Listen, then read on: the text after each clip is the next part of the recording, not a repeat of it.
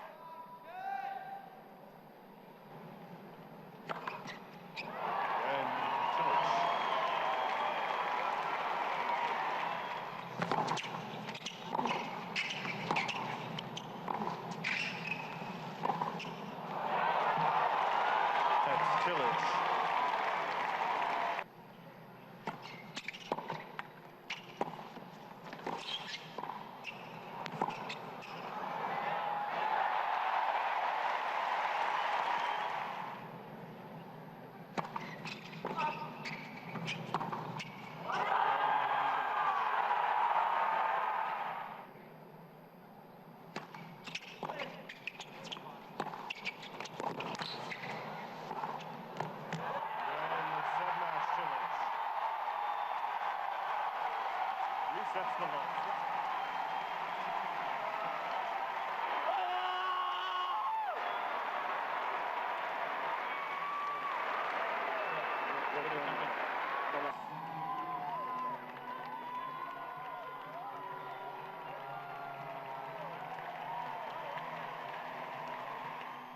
My team has brought something special to me, especially.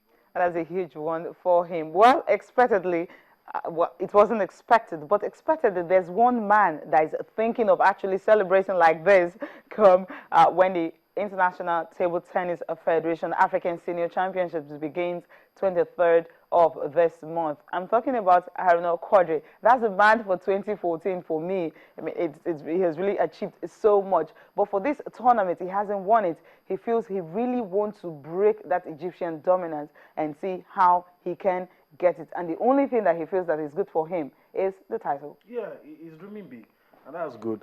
I heard him say in 2014 that, look, whatever you guys think I've done this year, I still want to do more. We've described his improvement as a quantum leap. Yes. And now he's saying, look, this is what I want to do. I want to win this tournament. And I think it's good for him. He's aiming high. We know where he was before and where he is now.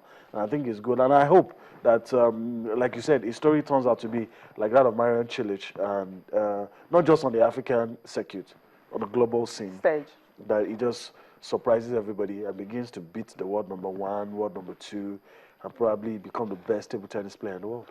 And the defending champion is from Egypt, Al Sahid Lashin. And of course, it's going to be in Cairo, Egypt also. So 29th of this month, let's see if Haruna can really celebrate like Marion Cilic, like Yemi Adebayo just said.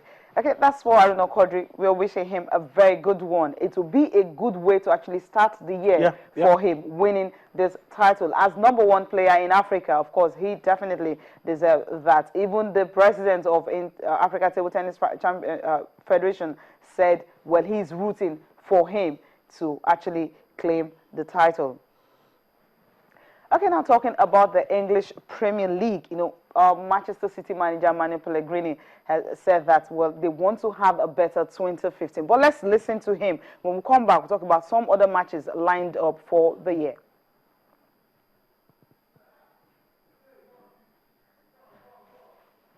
Okay, we'll be waiting for Manuel Pellegrini, actually wait for that interview where he talked about what Manchester City will be doing in 2014. They actually want to, in 2015, they actually want to ensure that, well, whatever they've started in 2014, they want to continue with that and put pressure on Chelsea. Yeah, he talked about being ruthless. We saw they let a 2-goal lead slip against Burnley. He talked about, you know, ensuring that you slaughter their opponents, win when they're supposed to win, grab out results. They almost did that despite not having an out-and-out striker, yes. A recognizable figure in the striking department. They almost did it, but it just doesn't work for them. Okay, let's listen to Manuel Pellegrini. Successful year. I think that first of all we won the two titles this year in March and in May. I think that we finished playing in the way I want that this team play. We are a very scoring team, an attractive team to see. we start for the future, that I think that for the second season we will try to improve. What happened last year in FA Cup, I think that was not a good performance of our team. We hope that this year we can improve. About the Champions League, we'll see. We have now the next 5 months to try to continue improving the way we are playing. Like we try to be a consistent team. Yeah, after that, we will see here in domestic game who is the team that wins more points from now till the end of the season. We are just starting the race, and it's a race not of just of 2 teams. I think all other teams must be involved. And in Champions League, in those competitions, the knockout stage, well, everything can happen. But we hope that this year we can be more fortunate than last year, that we played the 2 games against Barcelona with 1 player less. I don't know, it's just for cities. You say that they drawn 10 games, maybe they are also difficult for other teams. It's a good team, there is a very good manager, as Gustavo Poyet. It's a team that knows exactly the way they want to play, so they have strong players in aerial duels, so they're always a difficult team. Okay, that's Manuel Pellegrini talking about what they would do in 2015. Now let's just take a look at some of the games. Before that, one man, Frank Lampard, of course, he will be extending his deal. It was supposed to have expired yesterday, but they've given him another contract with Manchester City. So he's definitely going to meet the start of MLS for this season. For Frank Lampard, he's really been a good, a good loan deal for Manchester City. He's supposed to be playing for their parent club in the US there, but he's on a loan deal. 6 months it was supposed to be, but right now, because of his performance so far, well, Something else came to my mind. I think that was why Wenger was complaining. Some of these clubs are now beginning to find ways around this financial fair play issue, and that's what he's talking about. They might, they have other clubs they own in different leagues, so they might have ways of putting these players in those clubs and say, oh, we are loaning him. And before you know, all of those top stars would now find their way back, and it will appear as if they are not on that wage structure for that club. But they are finding ways around it. And well, as a Wenger can do the same. Okay, because Arsenal don't really have a parent club like Manchester City. No, he's talking about, I mean, UEFA has been talking about clubs being able to run on a cost and run basis. If you're making 250, if your cost is 250, you should make more than 250. You shouldn't be making 250 and you're running the club on 1 billion, for instance. Why think for clubs like Manchester City or even Manchester United that are trying to use the loan deal and all that, I think is really an advantage for them. So maybe other clubs can actually take a look at that and see how they can get players to come on loan, and it doesn't have to be on your wage. Well, I think it's the business side of it. You can't be running at a loss. It's not business, no matter what trophies you win. But for players-wise, want to get the very best of players, of course you can do that. It presents an opportunity. The opportunity for you to do that. Okay, taking a look at some of the games for today. It's New Year, of course. In England, there's no dull moment when it comes to football. There are some matches lined up for today. And, of course, starting with the one at Stoke City, Manchester United will be paying a visit there. There are 2 away games they played consecutively.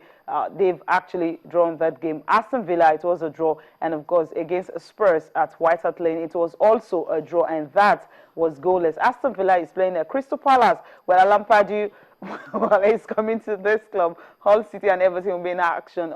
Everton hoping to actually reclaim what they actually did last season. It's really been a bad one for them so far this season. Liverpool and Leicester City. Liverpool wanted to capitalize on their victory in their last game, and Manchester City and Sunderland will be in action. Newcastle United, well, you have 2 managers that will be in charge. The assistant managers, Lampard, won't be there for them. Hopefully they get to win this one. It's going to be at home at St. James Park. QPR and Swansea City will be in action. Southampton and Arsenal, that's a big one for today. West Ham and West Bromwich Albion. West Brom, they just sacked their coach, and of course Tony Pulis is likely to take over. They might be announced any moment from now. And Tottenham and Chelsea, that's another big game. We're looking at Southampton, Arsenal, Tottenham, and Chelsea.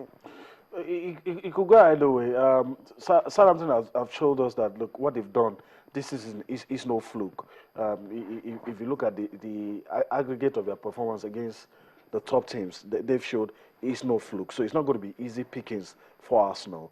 But for Arsenal, it's a bit good for them because it's not a physical side. Yes. And if you're going to play the ball on the ground, I mean, it's 50-50 for the Gunners. So we'll wait and see. Tottenham and Chelsea. I think Newcastle has showed teams how to play against Chelsea. And teams now know what to do when they play against. Just keep it tight. That frustrates see if you can Chelsea. play 19th century It's hard football. to score against Chelsea.